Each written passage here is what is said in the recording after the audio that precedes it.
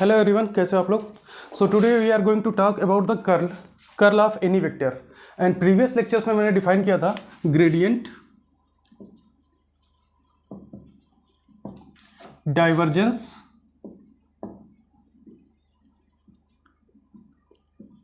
And today we will define the complete concept of curl. So इन तीनों के लिए जो रिस्पॉन्सिबल है वो है del operator.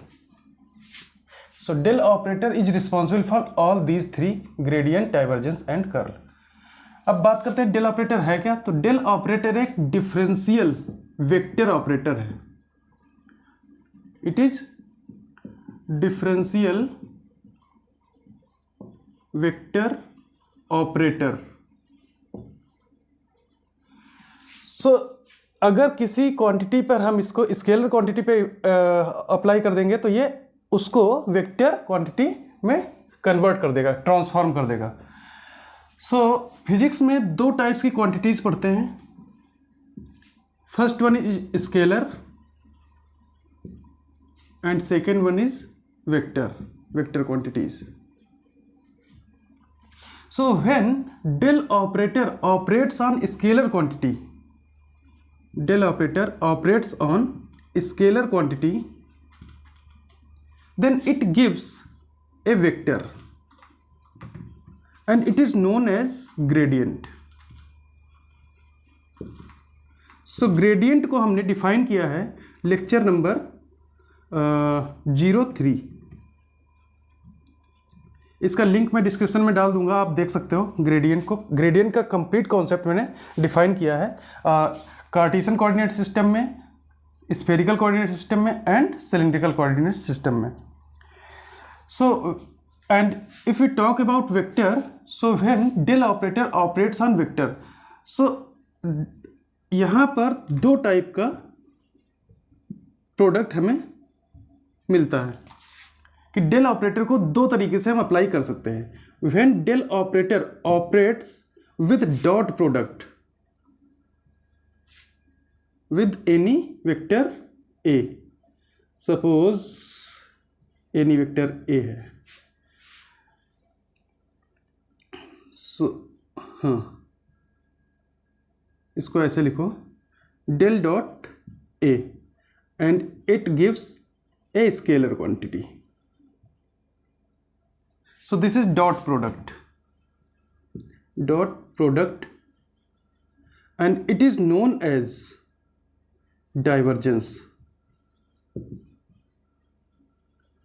Divergence of vector A. So हाँ, डाइवर्जेंस को हमने डिफाइन किया है लेक्चर नंबर 04 में। उसका भी लिंक डिस्क्रिप्शन में मिल जाएगा आपको, आप जाके चेक कर सकते हो। And when del operator is operated with vector A with cross product, then it gives a vector quantity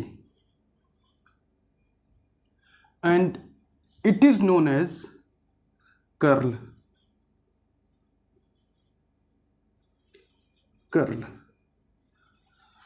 So gradient हम पढ़ चुके हैं, डाइवर्जेंस भी पढ़ चुके हैं और आज हम बात करेंगे कर्ल की। कंप्लीट कॉन्सेप्ट कर्ल का देखेंगे। Curl in cartesian coordinate system, curl in spherical coordinate system and curl in cylindrical coordinate system. तो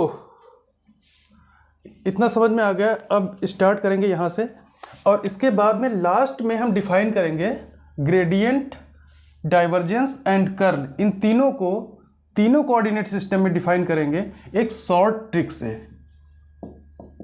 क्योंकि एग्जाम में हमें थोड़ा फास्ट कैलकुलेशन करनी होती है, तो इसलिए हमें शॉर्ट ट्रिक का यूज़ करके जल्दी से हम चीज़ों को समझ पाएंगे और क्विकली चीज़ों को डिफाइन कर देंगे हम। तो ये इसके कर्ल को डिफाइन करने के बाद में हम शॉर्ट ट्रिक की बात करेंगे। ग्रेडियंट, डाइवर्जेंस एंड कर्ल को कैसे लिखते हैं Cartesian, spherical and cylindrical coordinate system में। तो स्टार्ट करेंगे कर्ल से।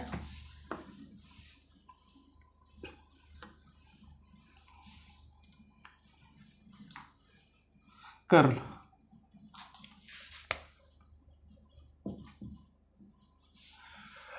और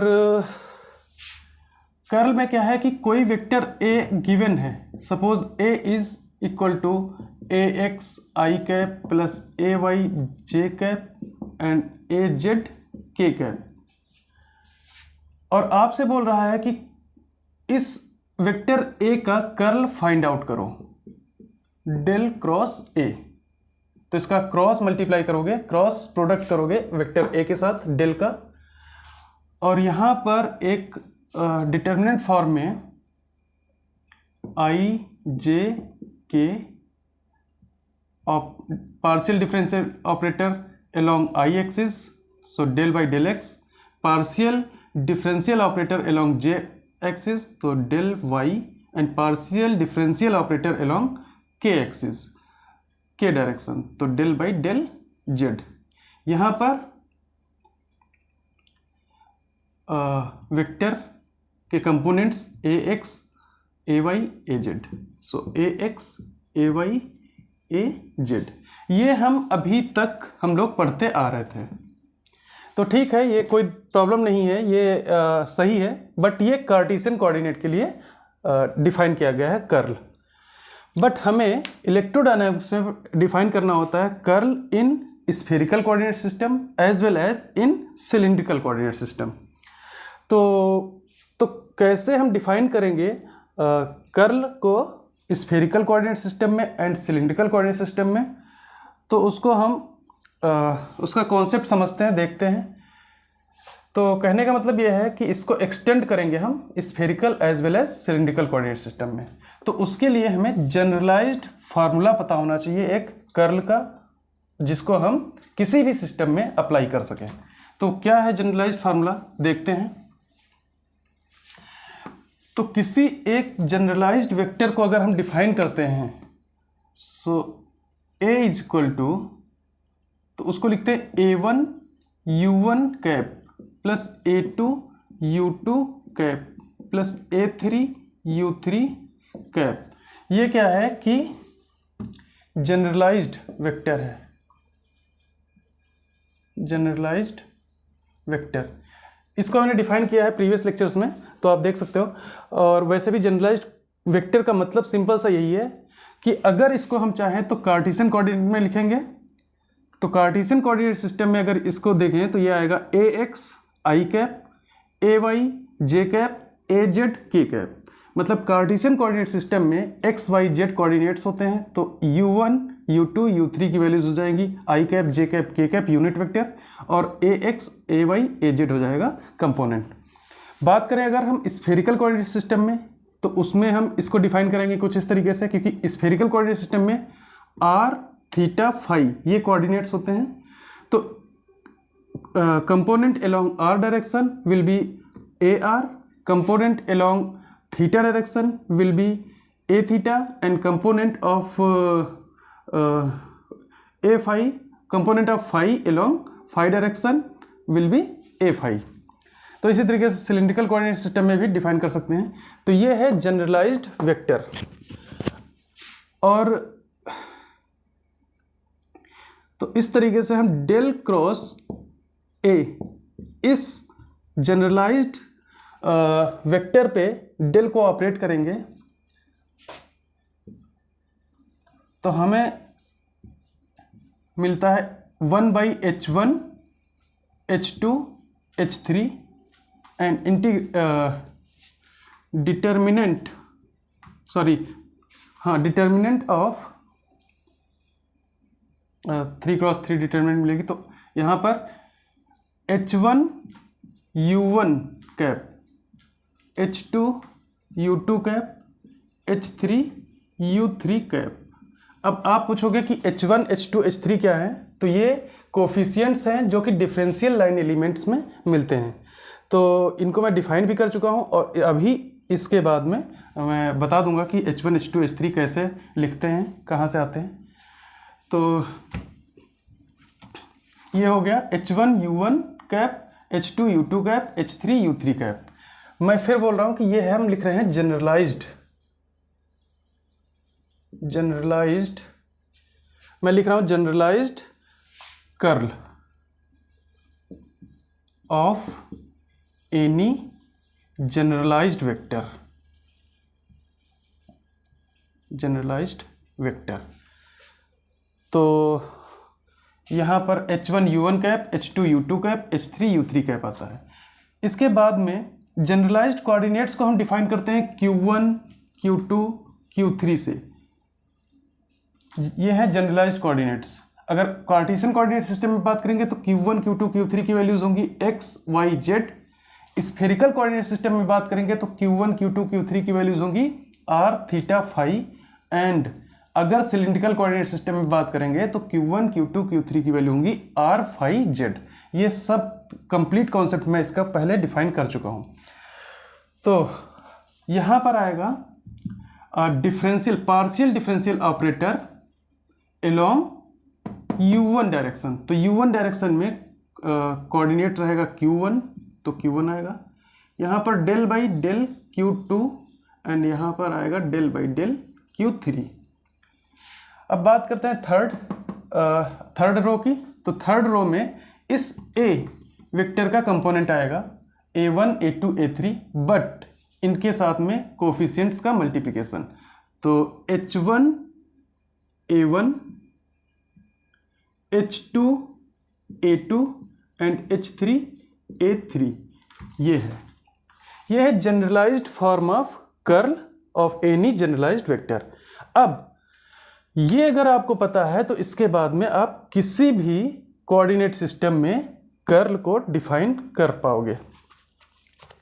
तो स्टार्ट करते हैं कार्टेशियन कोऑर्डिनेट सिस्टम से।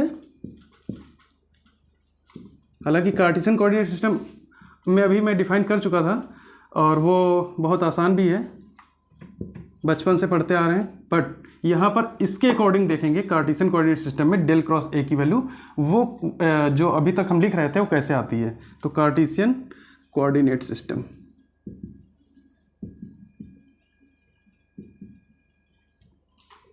कार्टेशियन कोऑर्डिनेट सिस्टम में डेल क्रॉस ए। हाँ, एक चीज़ और है कि इसमें H1, H2, H3 की वैल्यूज़ क्या होंगी, तो उसके लिए डिफरेंशियल लाइन एलिमेंट आपको पता होना चाहिए। तो डिफरेंशियल लाइन एलिमेंट क्या होता है, DL is equal to DX I cap plus DY J cap plus DZ K cap. यह है differential line element in cartesian coordinate system. और जो H1, H2, H3 हैं, ये हैं coefficients of DX I cap. इसका कोफिशिएंट, हालांकि इसमें कार्टेशियन में आपको 1, 1, 1 ही मिलेगा, लेकिन स्फेरिकल और सिलेंड्रिकल में इनकी वैल्यूज़ कुछ मिलेंगी। तो DX I कैप का कोफिशिएंट 1, DY J का कोफिशिएंट 1 एंड DZ K का कोफिशिएंट 1। तो यहाँ पर आप देख सकते हो कि H1 की वैल्यू जो है 1 है, मतलब कोफिशिएंट जो 1 है।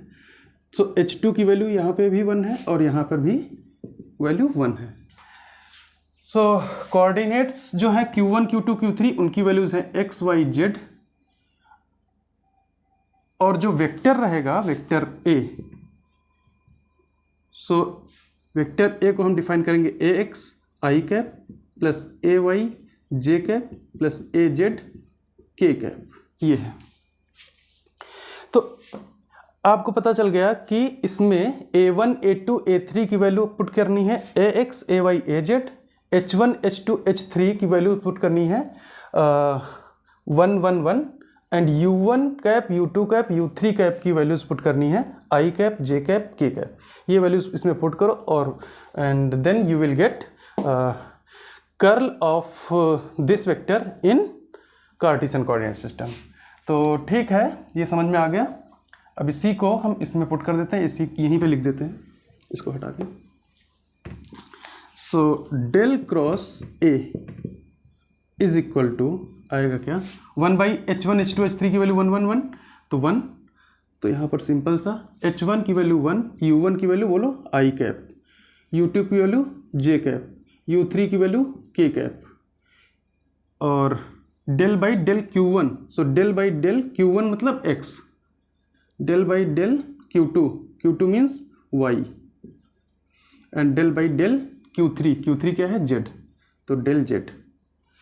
और फिर यहाँ पर H1, H2, H3 1, 1, 1, 1, तो A1 कितना है, AX, AY and AZ।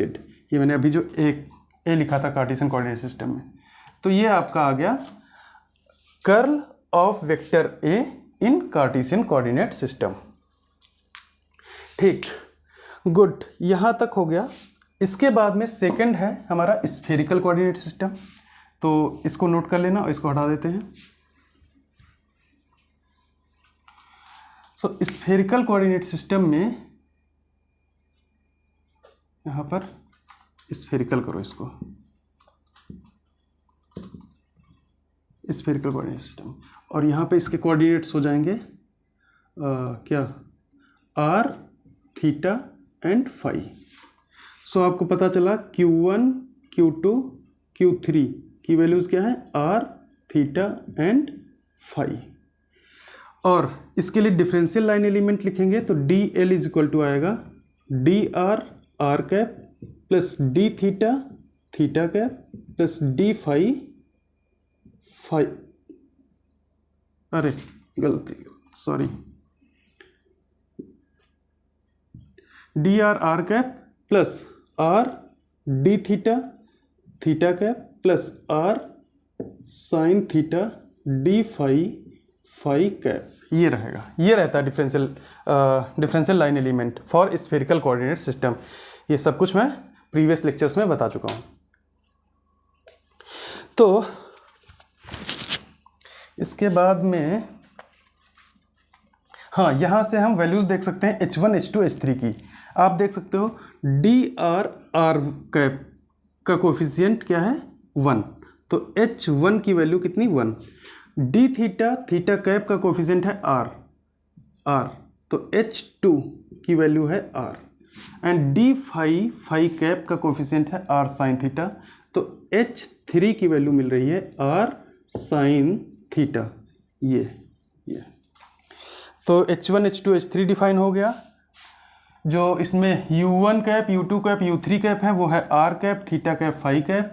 Q1, Q2, Q3 हो गया r theta phi, A1, A2, A3। हाँ, इसमें अगर कोई एक वेक्टर डिफाइन करें स्फेरिकल कोऑर्डिनेट सिस्टम में तो आएगा AR along r direction, component of theta along theta direction and component of phi along phi direction.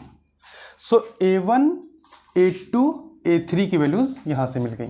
अब ये सारी वैल्यूज उठा के इसी में रख दो, आपको मिल जाएगा curl of vector A in spherical coordinate system. तो वैल्यूज पुट करते हैं, अभी समझ में आ गया ना कहाँ पर इसको यहाँ पर साइड में लिखते हैं, dl यहाँ पर लिखते हैं। So del cross A is equal to 1 by H1, H2, H3। So H1 1 r sine theta, इसका मल्टीप्लिकेशन आएगा 1 by r square sine theta. यहाँ पर अब ये हटाओ थोड़ा सा इसको, यहाँ पर देखो H1 U1 कैप, तो H1 1 और U1 कैप मतलब R cap, H2 U2 cap, तो H2 और U2 कैप है थीटा, तो R थीटा कैप आएगा। And then H3 U3 cap, तो H3 है R sine theta phi cap, तो R sine theta phi cap, ये आ गया। इसके बाद में डेल बाई डेल Q1, तो del by del Q1 means R,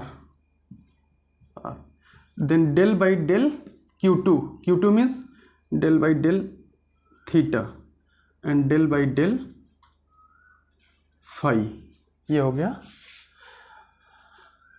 del by del Q1, del by del Q2, del by del Q3 की values निकली। अब H1 A1, H1 है 1, A1 है AR, तो ये आएगा AR। फिर है H2 A2, तो H2 कितना है, H2 है R और A2 है A थीटा, तो यहाँ पर आएगा R A theta. And then H3 है R sine theta and then A3 कितना है A फाई, तो यहाँ पर आएगा R sine theta A phi.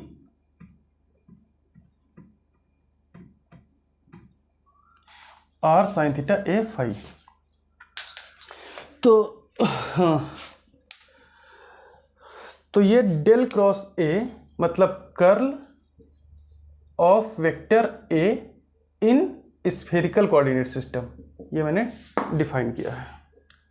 ये ठीक है, कर्ल डिफाइन हो गया। अब इसके बाद में क्या है कि इसको आप सिंप्लीफाई कर ही सकते हो। अगर आर डायरेक्शन में ठीक है लिखना है तो ये ऐसे, इसको इससे मल्टीप्लाई करेंगे और फिर माइनस इसको इससे मल्टीप्लाई करेंगे, जो भी आएगा यहाँ पर ब्रैकेट में लिखेंगे, आर कैप मिलेगा, फिर माइनस थीटा कैप मिलेगा, फिर इस तरीके से। डिटरमिनेंट तो सॉल्व करना आता ही है, वो तो हो जाएगा। तो मेन यहीं तक रहता है। अब इसके बाद में हम बात करेंगे, इसको नोट कर लेना, स्क्रीनशॉट ले लेना, और इसके बाद में बात करेंगे हम इस सिलिंड्रिकल कोऑर्डिनेट सिस्टम की। तो सारा का सारा हटाओ ये। हाँ, क्या सिलिंड्रिकल कोऑर्डिनेट सिस्टम, और आपको पता है सिलिंड्रिकल कोऑर्डिनेट सिस्टम में कोऑर्डिनेट्स आते हैं R phi Z, and in cylindrical coordinate system we know that differential line element is equal to dr r cap plus r d phi phi cap plus dz z cap। ये है differential line element इन cylindrical coordinate system. फिर वही चीज़ है, h1 h2 की value देखेंगे तो dr r cap का coefficient 1, सो h1 की वैल्यू है 1। d फाई कैप का कोफिशिएंट है r, तो h2 की वैल्यू r ये, एंड d z का कोफिशिएंट है 1, तो h3 की वैल्यू 1। और आपको पता है कि r फाई z क्या है, q1 q2 q3 की वैल्यू, q1 q2 q3 की वैल्यूज़ हैं r फाई एंड z। और अगर कोई वेक्टर a है जिसको हमने सिलिंड्रिकल कोऑर्डिनेट सिस्टम में डिफाइन किया है, तो वो कुछ इस तरीके से लिखेंगे, A R R cap plus A phi cap plus A Z Z cap. तो यहाँ पर A R A phi A Z ये हैं A1 A2 A3। ठीक है, तो आपको सारी वैल्यूज़ पता चल गई, H1 H2 H3 Q1 Q2 Q3 and A1 A2 A3। इन सारी वैल्यूज़ को इसमें हम डालेंगे और हमें मिलेगा curl of any vector A in cylindrical coordinate system. तो फिर यहीं पे साइड में लिख लेते हैं यहाँ पर।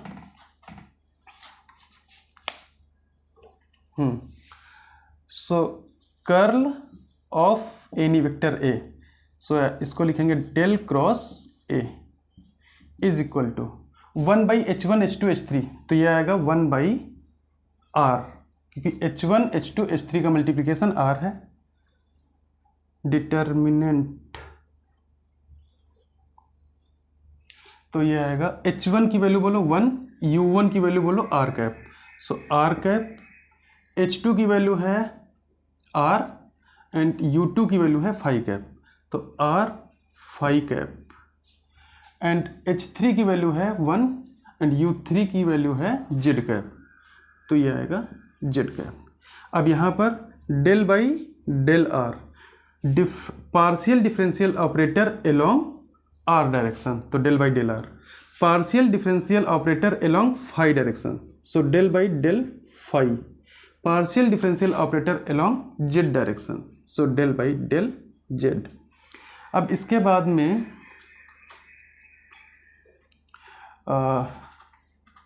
जो है H1 A1, तो H1 1 A1 R, तो ये आएगा A R, and H2 R और A2 कितना है A फाई, तो R A फाई, और H3 है 1, तो H3 है 1, A3 है कितना A Z, तो ये आएगा ए जेड।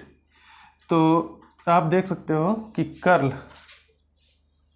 कर्ल ऑफ ए ये आपका निकल के आ रहा है ये इन सिलिंड्रिकल कोऑर्डिनेट सिस्टम।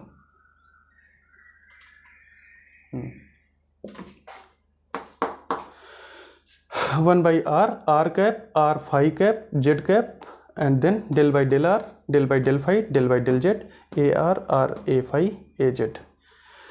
तो ये मैंने कर्ल को डिफाइन किया Cartesian, spherical and cylindrical coordinate system में। ठीक है, तो कर्ल का कॉन्सेप्ट क्लियर हो गया। इसके बाद में मैंने बोला था कि हम जो है शॉर्ट ट्रिक्स कुछ बताएंगे, क्योंकि एग्जाम पर्पज से हमें इतना सब कुछ नहीं करना है, थोड़ा सा इजी वे में हमें चाहिए चीज़ें। तो उसके लिए क्या क्या चीज़ें हैं, ग्रेडियंट, डाइवर्जेंस एंड कर्ल, इन तीनों को हमें तीनों सिस्टम में डिफाइन करना है, और भी शॉर्ट ट्रिक से। कि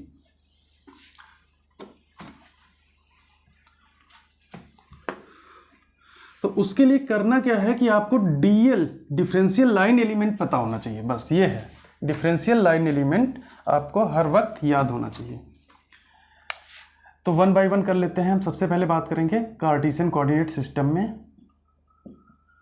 कार्टेशियन कोऑर्डिनेट सिस्टम, एंड इस सिस्टम में हमें डिफाइन करना है पहले ग्रेडियंट, देन इधर लिख लेते हैं gradient, divergence and then curl.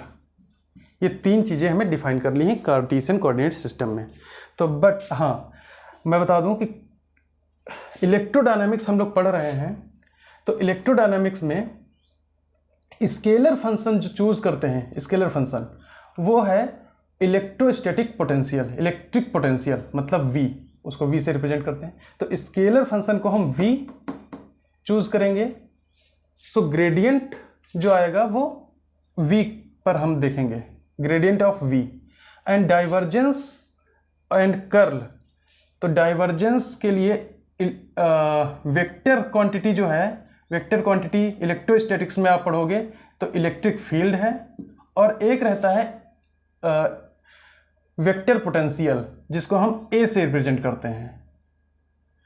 तो डाइवर्जेंस की जब बात करेंगे तो हम E पर देखेंगे, डाइवर्जेंस ऑफ E।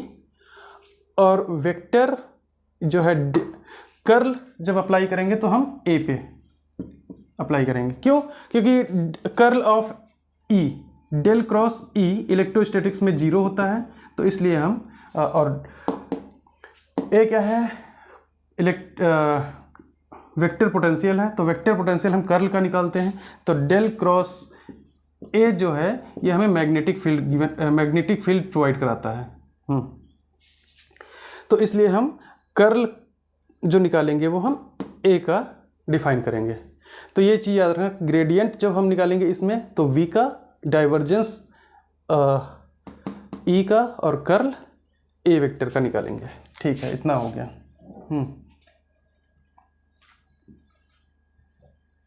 तो सबसे पहले बात करेंगे हम डिफरेंशियल लाइन एलिमेंट की। ये आपको पता होना चाहिए, डीएल। तो कार्टेशियन में तो बहुत इजी है, क्या है, डी एक्स आई कैप प्लस डी वाई जे कैप प्लस डी जेड के कैप। तो अब जरा बताओ कि ग्रेडियंट ऑफ वी मतलब, अब हाँ, इसमें v जो फंक्शन है, सपोज v इधर लिख लो, v is a function which depends on x, y and z। तो यहाँ पर ग्रेडियंट v निकालेंगे, तो इसका मतलब ये हुआ कि डेल डॉट नहीं, सिंपल मल्टीप्लिकेशन है ये। ग्रेडियंट जब निकालते हैं तो डेल को v के साथ सिंपल मल्टीप्लिकेशन करते हैं। तो यहाँ पर आएगा, ये तो सिंपल सा है, आप लिख सकते हो क्या, del by del x, I direction में पार्शियल डिफरेंशियल ऑपरेटर, तो वो आएगा डेल बाई डेल एक्स, और उसको ऑपरेट कराना है v पे, क्योंकि v का कंपोनेंट नहीं है x डायरेक्शन में, v जो है कंप्लीट रहेगा फंक्शन x y z के टर्म में। तो यहाँ पर v अगर सपोज x y z में है तो उसमें x के रेस्पेक्ट में डिफ्रेंसिएशन होगा और बाकी y z वाले टर्म जो है उनको कांस्टेंट ट्रीट करके उनको बाहर कर लेंगे। तो del v equal to divergence of v is equal to del v by del x I cap plus j direction में differential operator, partial differential operator, तो डेल बाई डेल वाई, और उसको ऑपरेट कराएंगे किस पे, v पे, j cap plus del by del z, differential operator along k direction. So यहाँ पर, और इसको ऑपरेट कराएंगे किस पे, इसी v पे, तो ये आएगा के डायरेक्शन।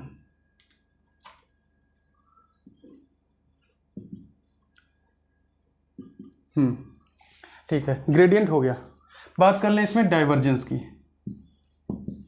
डाइवर्जेंस किसका मैंने बोला था, इलेक्ट्रिक फील्ड का निकालेंगे। तो डाइवर्जेंस ऑफ ई, तो इसको लिखेंगे हम डेल डॉट ई, ये डॉट प्रोडक्ट रहता है डेल का डॉट प्रोडक्ट वेक्टर के साथ, और वेक्टर हमने चूज किया है इलेक्ट्रिक फील्ड ई।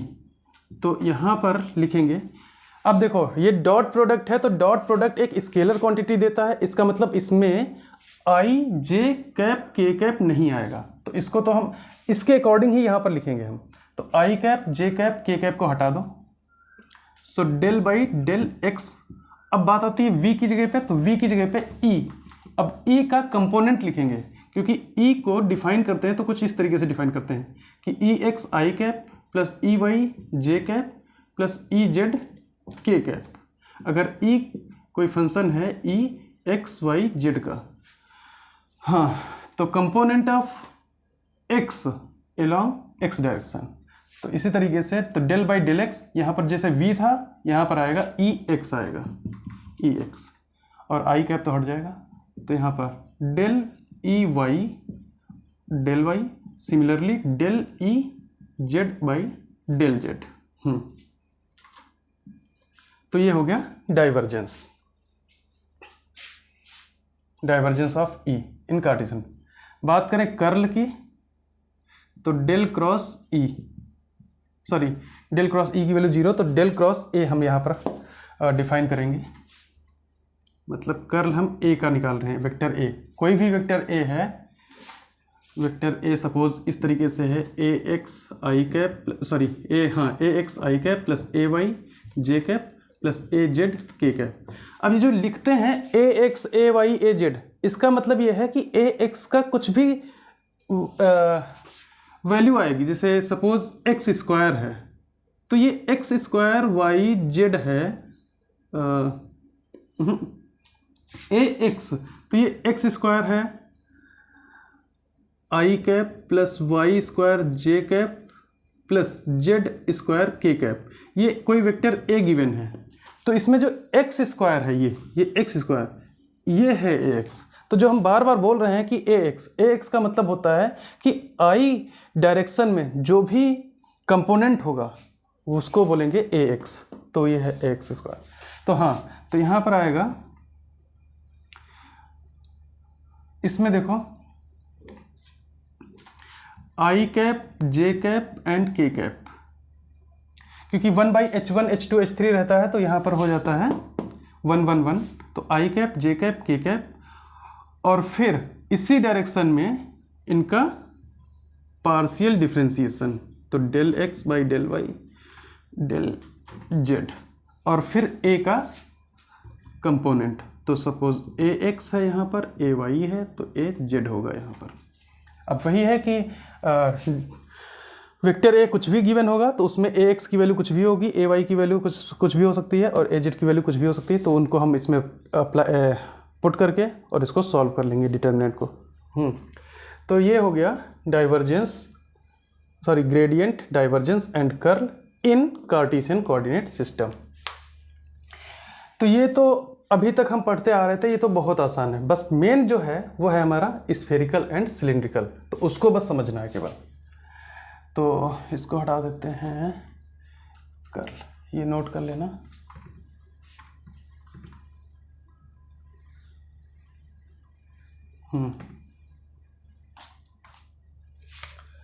तो ये स्फेरिकल,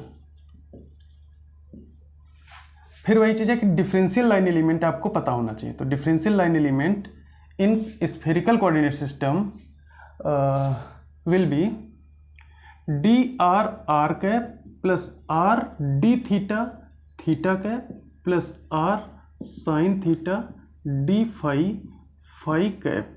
ये रहता है differential line element in cartesian coordinate system. हाँ, तो now we have to write gradient of v।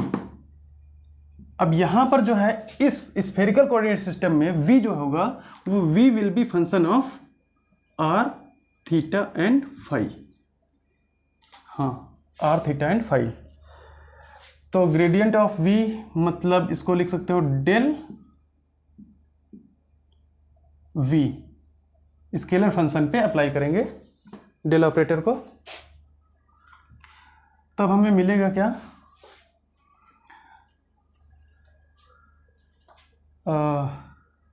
क्या होता है कि डी आर आर कैप, इनका कोएफिशिएंट देखते हैं। अगर यहाँ पर कोएफिशिएंट कुछ भी है तो यहाँ पर 1 वो कोएफिशिएंट लिख देंगे। जैसे यहाँ पर अगर r होता तो 1/r लिख देते। एक्चुअली होता क्या है 1/h1 1/h2 1/h3 आता है। तो h1 यहाँ पर कुछ नहीं है तो 1/1 आएगा। और अब इसके बाद में हम लिखेंगे डेल r, मतलब इसी r कैप डायरेक्शन में, ठीक है, पार्शियल डिफरेंशियल ऑपरेटर, और इसको ऑपरेट किस पे करेंगे, इस v पे। तो डेल v ये हो गया, और डायरेक्शन क्या रहेगी r कैप। ठीक, फर्स्ट टर्म हमने लिख दिया। सेकेंड टर्म आपको बताना है। सेकेंड टर्म क्या होगा, फिर वही है डी थीटा थीटा कैप का, देखो कोफिशिएंट r है, तो अब यहाँ पर हम 1/h2 आता है तो 1/r लिख देंगे। इसको देख के 1/r लिख दिया। इसके बाद में इस डायरेक्शन में पार्शियल डिफरेंशियल ऑपरेटर, तो ये आएगा डेल थीटा, ये लिख दिया। अब इसको अप्लाई किस पे करना है, इस v पे, स्केलर फंक्शन पे, तो v लिख दिया। और डायरेक्शन क्या रहेगी, थीटा कैप, तो थीटा कैप डायरेक्शन हो गई। ये हो गया फंक्शन। अब इसके बाद में थर्ड टर्म जो रहेगा, थर्ड टर्म यहाँ पर लिख दे रहा हूँ। इसमें देखो डी फाई कैप का कोफिशिएंट क्या है, r साइन थीटा है, तो यहाँ पर आएगा जो 1/r साइन थीटा, ये नीचे आ जाएगा 1/h3 की वैल्यू ये है, तो 1/h3। ठीक है, अब यहाँ पर इसके बाद ऑपरेटर कौन सा रहेगा, differential operator along phi direction, तो डेल फाई ये आया। इसको ऑपरेट किस पे कराना है, इस v पे, तो v लिख दिया यहाँ पर। और डायरेक्शन क्या होगी, तो डायरेक्शन होगी फाई कैप, ये वाली डायरेक्शन। तो ये आपका ग्रेडियंट मिल गया। कोई प्रॉब्लम नहीं होगी जहाँ तक मुझे लग रहा है। अगर आपको डिफरेंशियल लाइन एलिमेंट पता है तो आपने तुरंत ग्रेडियंट को डिफाइन कर दिया। ठीक है, ग्रेडियंट हो गया। अब इसके बाद में अगर हम बात करें डाइवर्जेंस की, तो डाइवर्जेंस देख लो, डाइवर्जेंस नंबर 2। सो डाइवर्जेंस किसका मैंने बोला, इलेक्ट्रिक फील्ड का देखेंगे, क्योंकि इलेक्ट्रिक फील्ड एक वेक्टर क्वांटिटी है और डाइवर्जेंस वेक्टर क्वांटिटी पे अप्लाई होता है, वेक्टर क्वांटिटी के साथ डॉट प्रोडक्ट, तो डेल डॉट ई। अब देखो इसी के अकॉर्डिंग हम ये यहाँ पे लिखना है। ठीक है, बस ये कुछ चेंज करना है, वो चेंज क्या करना है वो मैं बता दे रहा हूँ। देखो पहला काम ये है कि ये डेल डॉट ई है, डॉट प्रोडक्ट है, तो फिर यही बात है कि यहाँ पर स्केलर क्वांटिटी मिलेगी। इसका मतलब R cap theta cap phi cap इसमें नहीं आएगा। ठीक, यहाँ पर जो v आ रहा है, ये v क्या है, स्केलर क्वांटिटी है, इसीलिए v आ रहा है। इसमें कंपोनेंट्स मिलेंगे। कंपोनेंट्स कौन से, e, जैसे इसमें r थीटा फाई, कोई इलेक्ट्रिक फील्ड वेक्टर है जो r थीटा फाई पे डिपेंड कर रहा है, तो एक r डायरेक्शन में कुछ कंपोनेंट होगा, थीटा डायरेक्शन में कुछ कंपोनेंट होगा, एंड यहाँ पर फाई डायरेक्शन में कुछ कंपोनेंट होगा, ई फाई डायरेक्शन में कुछ कंपोनेंट होगा, फाई। तो डेल बाई डेल आर तो करेंगे ही, del by del r, but v की जगह पे हम r डायरेक्शन में इसका कंपोनेंट लिखेंगे, तो वो है ई आर, और r कैप हटा दो क्योंकि यहाँ पर स्केलर बनाना है, प्लस इसी के अकॉर्डिंग 1/r है, उसको वैसे लिख लो 1/r।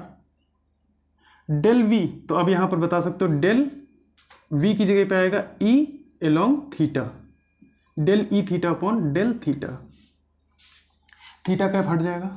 फिर थर्ड टर्म जो है वह है 1/r साइन थीटा, उसको वैसे ही नोट कर लेंगे, और डेल बाई डेल फाई, ये भी ऐसे ही आएगा डेल फाई, और v की जगह पे हम क्या लिखेंगे ई फाई, ये आया है। तो अभी बताओ कि क्या ये कंप्लीट है डाइवर्जेंस? नहीं, इसमें कुछ थोड़ा सा कमी है। वो क्या है उसको मैं देख लेता हूँ। क्या है कि H1 H2 H3 इसकी वैल्यू देखना है, क्या है मल्टीप्लिकेशन, H1 H2 H3 को मल्टीप्लाई करने के बाद में क्या मिलता है, तो H1 H2 H3 यहाँ पर 1 है, यहाँ पर H2 की वैल्यू r है और H3 की वैल्यू r साइन थीटा है। इन तीनों का मल्टीप्लिकेशन देखो तो क्या आ रहा है, r स्क्वायर साइन थीटा, ये है। अब इसमें इसको कंप्लीट करने के लिए, इस डाइवर्जेंस ये अभी कंप्लीट नहीं है, ठीक है, इसको कंप्लीट करने के लिए हम क्या करते हैं कि जो r स्क्वायर है, यहाँ पर डेल r है ना, तो डेल r है मतलब r का जो भी फैक्टर रहेगा इसमें, r का फैक्टर कितना है r स्क्वायर, तो उस r स्क्वायर को यहाँ लेके जाओ, तो उसको डिवाइड कर दो नीचे, r स्क्वायर को हमने डिवाइड कर दिया, मतलब 1/r स्क्वायर लिख दिया। अब इसी r स्क्वायर को हमें ऊपर मल्टीप्लाई करना है, किसके साथ में, लेकिन ई आर के साथ में, तो r स्क्वायर ई आर, ये यहाँ तक कोई प्रॉब्लम नहीं होनी चाहिए। अब इसके बाद में क्या है कि थीटा वाला टर्म में, थीटा वाले टर्म में हमें थीटा का फैक्टर पूरा उठाना है और उसको यहाँ पर डिवाइड करना है और उसी को ऊपर ई थीटा के साथ मल्टीप्लाई कर देना है। तो ये r तो रहेगा ही, r साइन थीटा हो गया, और इस साइन थीटा को यहाँ पर भी लिख देना है, तो ये आएगा साइन थीटा ई थीटा, ये। अब इसमें फाई का कोई भी फैक्टर नहीं है, तो इसका मतलब यहाँ पर इसमें कुछ छेड़खानी नहीं करनी है, तो अब इसको हटाओ, और अब ये कंप्लीट डाइवर्जेंस आपका निकल के आ जा रहा है। यही है complete divergence for electric vector, electric field vector in spherical coordinate system. समझ में आ रहा होगा लिखा हुआ, क्या लिखा हुआ है कि 1/r square del by del r किस पर ऑपरेट हो रहा है, r स्क्वायर और component of r E R. फिर 1/r sine theta del by del theta किस पे ऑपरेट हो रहा है, साइन थीटा और ई थीटा पे, प्लस 1/r साइन थीटा और del by del phi E phi, ये हो गया डाइवर्जेंस। अब इसी में हम कर्ल देख लेते हैं, और मैंने बोला कि कर्ल किस पे अप्लाई करेंगे, कोई एक वेक्टर a चूज कर लेते हैं, तो यहाँ पर ये A R direction, A theta theta direction, A phi direction, ये इसको हटाओ।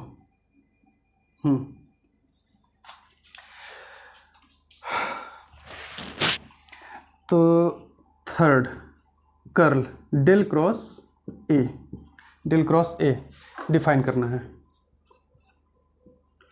तो 1/h1 h2 h3 रहता है ना, तो वो तो याद रहेगा 1/h1 h2 h3, तो h1 h2 h3 की वैल्यू कितनी है, 1 × r साइन थीटा, तो यहाँ पर आ जाएगा r स्क्वायर साइन थीटा, ये याद रख लेना है। और फिर अंदर जो है, अरे यार, यहाँ पर h1 r1 रहता है, तो h1 कितना है 1 और r कैप, प्लस h2 कितना है r, और यहाँ पर आएगा थीटा कैप, और प्लस h3 कितना है, ये r साइन थीटा, तो r साइन थीटा, और यहाँ पर क्या फाई कैप। मतलब ये अगर इसमें आप डेल क्रॉस ए लिख रहे हो, तो ये थोड़ा सा स्टार्टिंग में ये पॉइंट अगर आपको याद है तो बस फिर कोई प्रॉब्लम नहीं, नीचे अपना पूरा लिख दोगे। यहाँ पर तो याद ही रहेगा कि 1/h1 h2 h3 रहता है, तो r स्क्वायर साइन थीटा आ जाएगा, यहाँ तो r स्क्वायर साइन थीटा आएगा ही आएगा। इसमें क्या होता है कि H1R1 H1U1 कैप होता है, तो H1R कैप मतलब H1 की वैल्यू 1, H2 है आपका R थीटा डायरेक्शन में, और H3 है R साइन थीटा, और यहाँ पर क्या रहेगा फाई कैप। बस अब इसके बाद में ये जो दो रो हैं ये आप आराम से लिख सकते हो, क्या आएगा, R डायरेक्शन में differential operator del by del r, theta direction में differential operator del by del theta, phi direction में differential operator del by del phi. अब बात आती है इसके बाद में नीचे क्या लिखना है, तो ए के कंपोनेंट्स क्या हैं, A R A theta A phi, but उसके साथ में इसके अकॉर्डिंग हम देखेंगे कुछ मल्टीप्लाई आएगा। तो आर कैप का मल्टीप्लिकेशन 1 है, तो इसका मतलब यहाँ पर कुछ मल्टीप्लाई नहीं आएगा, मल्टीप्लिकेशन नहीं आएगा, सिर्फ ए आर लिखेंगे, यहाँ पर ए थीटा और यहाँ पर ए फाई। अब ए आर का मल्टीप्लिकेशन यहाँ पर 1 है तो यहाँ पर 1, ए थीटा का मल्टीप्लिकेशन आर है तो यहाँ पर आर लिख दो, और ए फाई का मल्टीप्लिकेशन क्या है यहाँ पर फाई, आर साइन थीटा, तो यहाँ पर आर साइन थीटा लिख दो। तो बस ये हो गया curl in spherical coordinate system.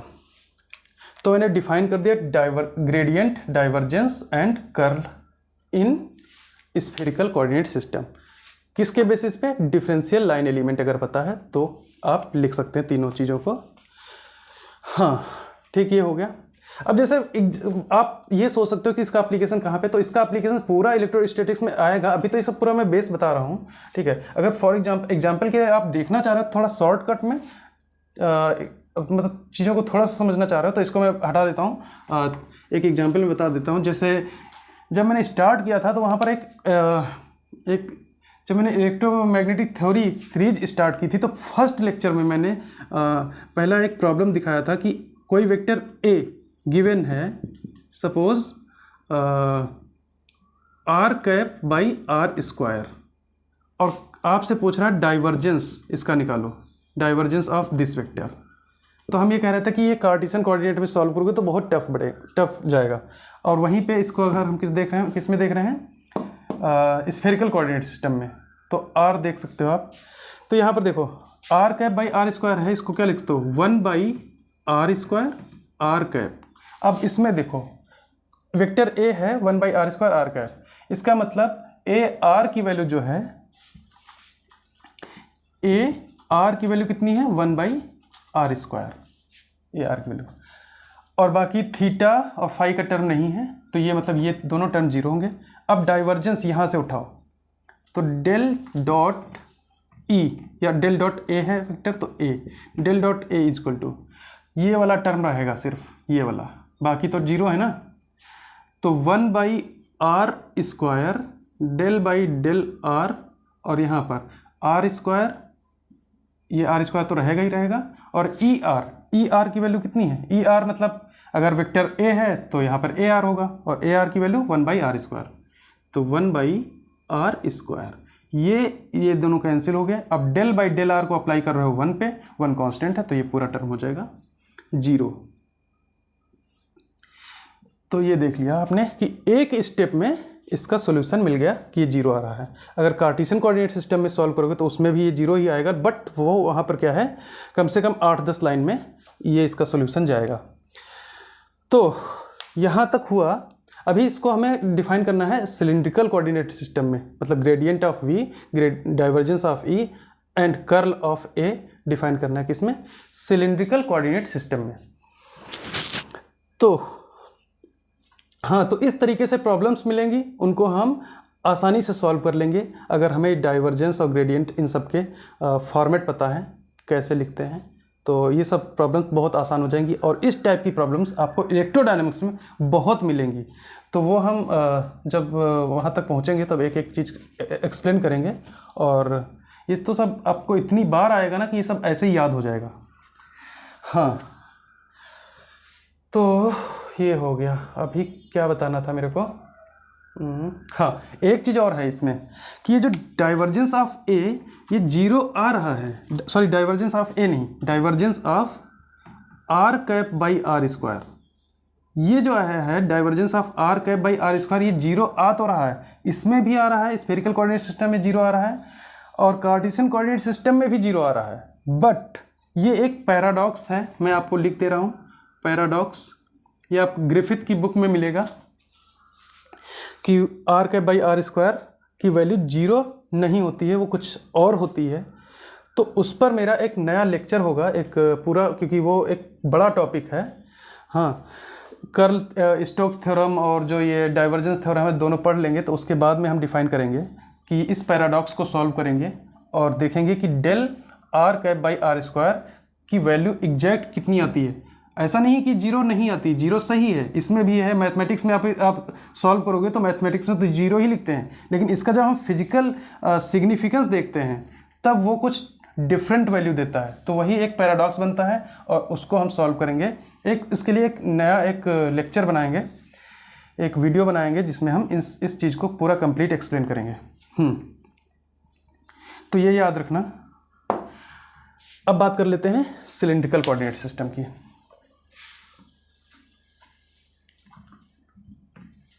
Last one. अरे यार,